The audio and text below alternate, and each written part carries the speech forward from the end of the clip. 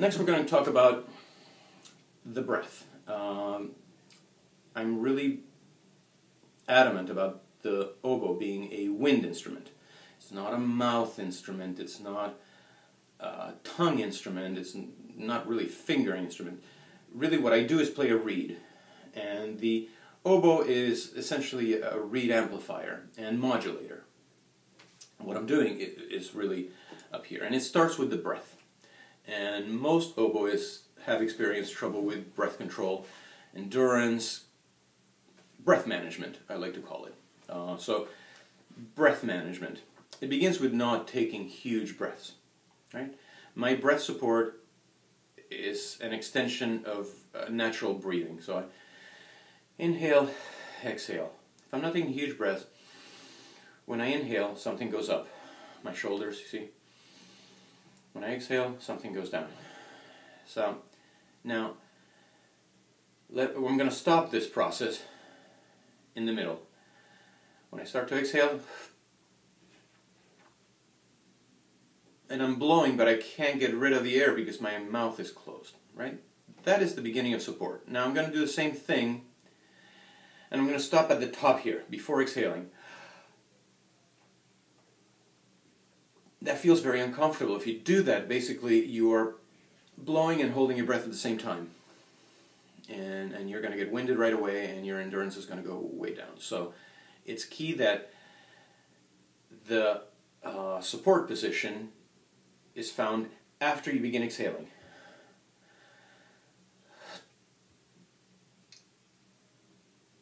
I was trying to blow out the air, now with my mouth open. Why didn't it come out? It came out because I was stopping it with my tongue, behind my teeth right there.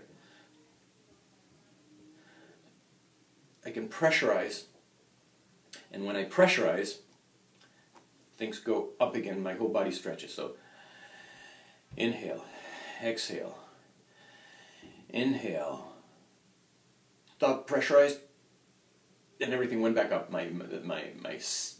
My pelvis goes towards the floor, my shoulder, my head goes up toward the ceiling, right? And at that point,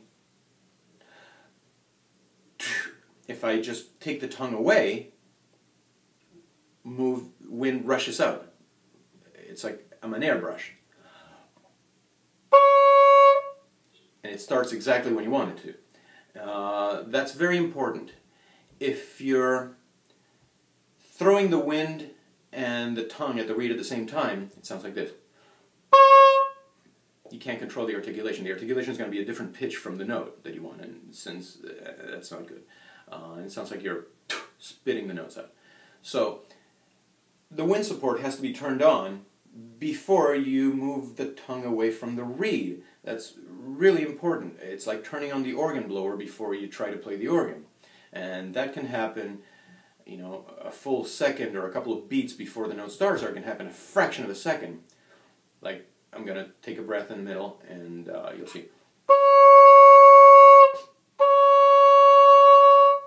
Right before the second note started, there was that process of pressurizing, having the wind right there, so that when I remove the tongue, it starts. And that's another very important concept.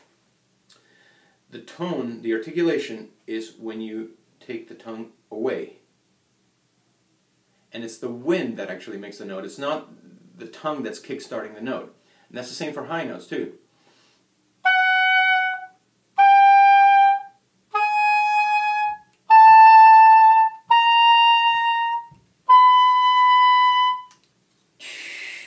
It's kind of automatic. You can vary how much pressure, you can pressurize yourself until your eyes feel like they're going to bug out, or not.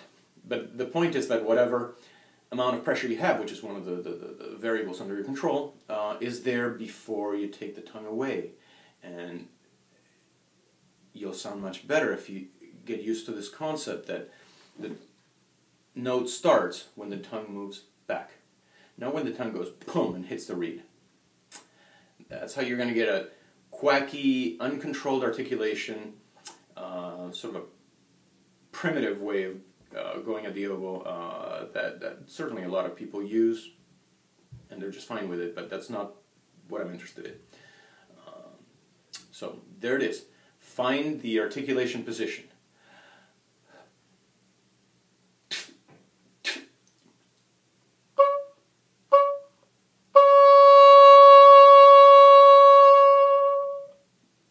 Much more relaxing.